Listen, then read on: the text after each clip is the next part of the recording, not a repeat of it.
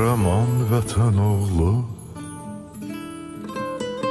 yolun haqdır, andın doğru.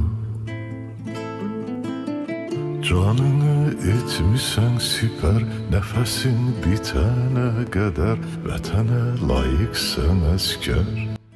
Salam, xoş gördük əziz izləyicilərimiz.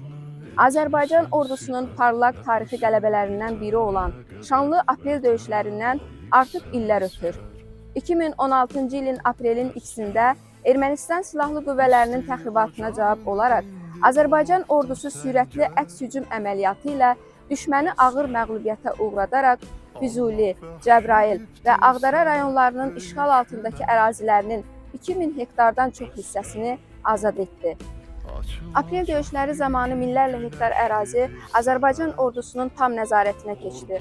Ordumuz 4 günlük aprel döyüşləri ilə uzun illərdən sonra Azərbaycan xalqına qələbə sevinci yaşatdı.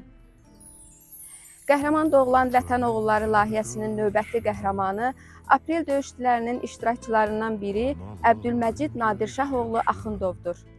Bu video çarxda sizə Əbdülməcid Axundova həsr edilmiş mərhum jurnalist Nigar İsmail qızının Savaşçı, Aprelin izi ilə kitabından bəhs edəcəyik. Kitabda Əbdülməcid Axundovun Azərbaycan Milli Ordusunda xidmət etdiyi müddətdə göstərdiyi şücaətləri, mərdliyi, qorxmazlığı, vətənpərvərliyi yer alıb. Həmçinin tanınmış yazarların, jurnalistlərin şəhid haqqında yazıları, anası Ceyran Həsənova ilə müsahibələr, eləcə də Azərbaycan xalqının qəhrəmanlıq tarixinə dair materiallar daxil olub. Şəhid olmaq hər kəsə nəsib olmur, deyir Ceyran xanım. Mən qürur duyuram ki, mən şəhid anasıyam. Oğlum hər zaman arzusunda olduğu şəhidlik məqamına yüksəlib. Daima şəkillərini, videolarını izlədiyi milli qəhrəmanımız Mübariz İbrahimovun yolu ilə gedib. Onun kimi şəhidlik məqamına yüksəlib. Bu kitabı oxuduqca anasının, qardaşının, dostlarının söhbətindən aydın olur ki, mərdlik, cəsurluq, kişilik, doğruçuluq, vətənpərvərlik Əbdülməcidin xarakterindəki ən ümdə cizgilər idi. Valideynlərini sevən, ətrafına dəyər verən, yaxınlarına qarşı qayğılı olan təbii ki, vətənini də sevər. Əbdülməcid pulemyotçu idi. Komandir Həsrət Almasovun dediyinə görə Əbdülməcid biz bozqurduq deyə mərdliklə vuruşurdu. Sel Sulan və Talış kəndi uğrunda xüsusi fəallıq göstərirdi. Yaralıları döyüş meydanından daşıyırdı. Axırıncı bir yaralını xilas edəndə Məcid kürəyindən ağır yaralandı.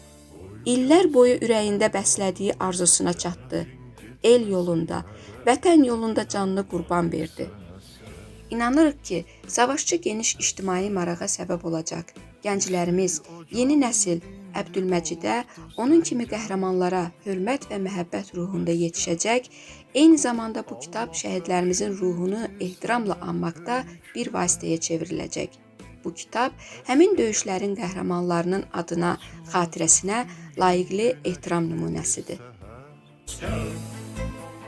İsti ocağın indi olubdu səngər. İgid Vətən oğlu, şəhidlik zirvəsinə ucalaraq ölümsüzlüyə qovuşdun.